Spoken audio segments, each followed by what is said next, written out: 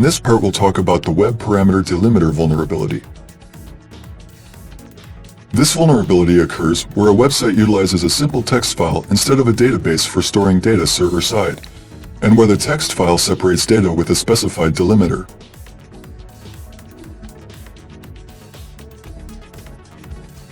If the user-provided data logged to the file is not properly filtered, an attacker may be able to tamper with the structure of the database and as a result change the interpretation of the stored data.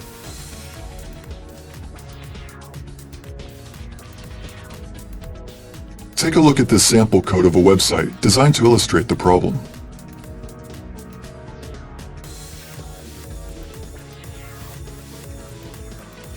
You can see here an example of a database file. The first field in the database represents username. The second field represents password. The third, email address. And the fourth field specifies a user type, a user with administrator privileges or normal user. Now let's take a look at a file used for registration in the service. As we can see, a simple form is displayed for user-provided data. Next, a file is opened and the input is written to it.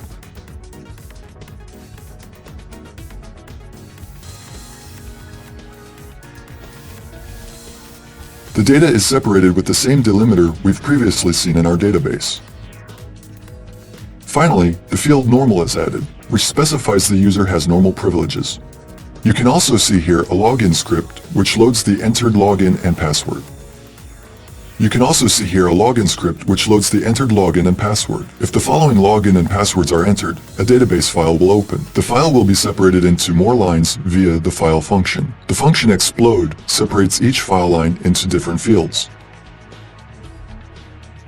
The login and password provided by a user are compared against the stored credentials, and if matching data is found in a line, an appropriate message will be displayed.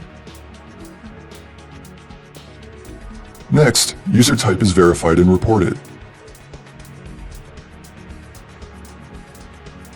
Let's see how this works in practice. You can see here a login form. Enter the login and password of an existing user.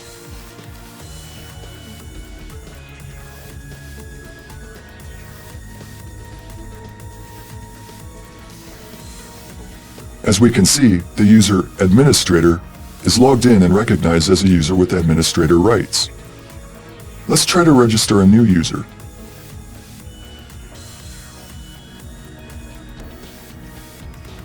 Use regular for the username and user for the password.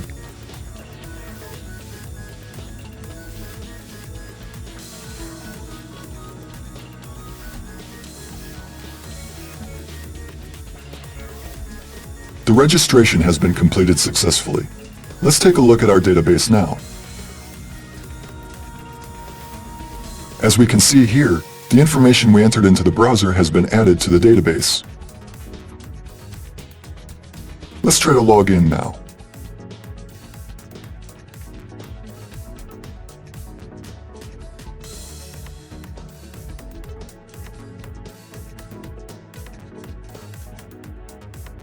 As we can see, the login is successful. Now let's go back to the registration form.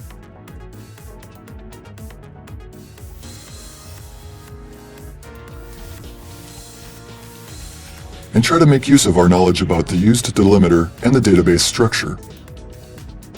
Register the user hacker with the password hack.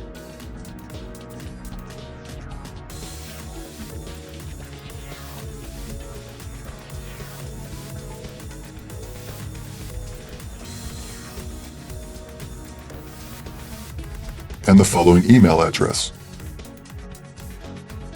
Add the delimiter character and type in next to it the marker which specifies administrator account.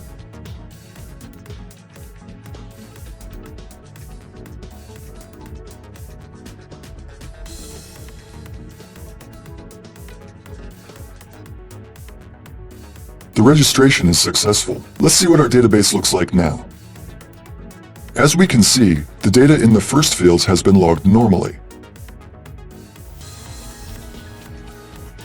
But other fields contain the added delimiter and injected administrator identifier.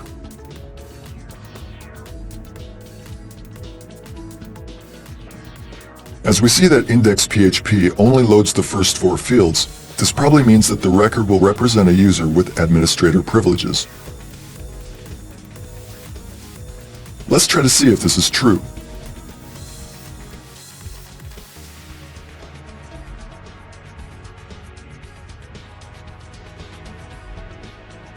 As we can see, the user is logged in and has administrator privileges. How can we protect ourselves against this attack?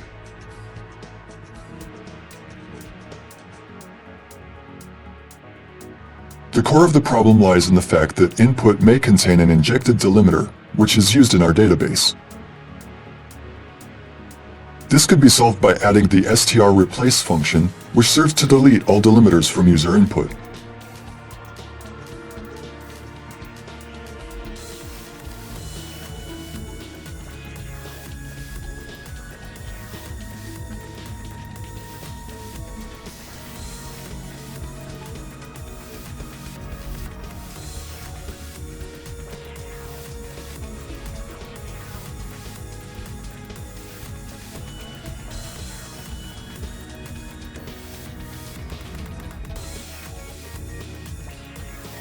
Let's register a second user now.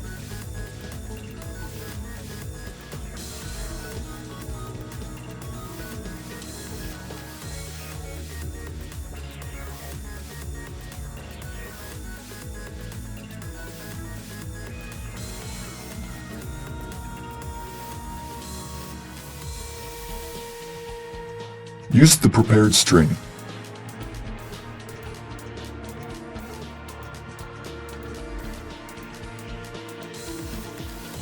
Let's take a look at the database now.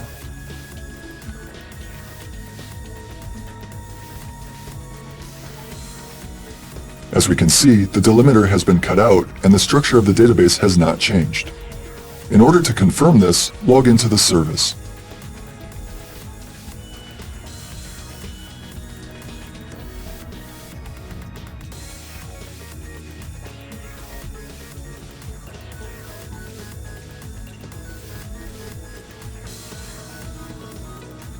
As we can see, the attack has failed this time.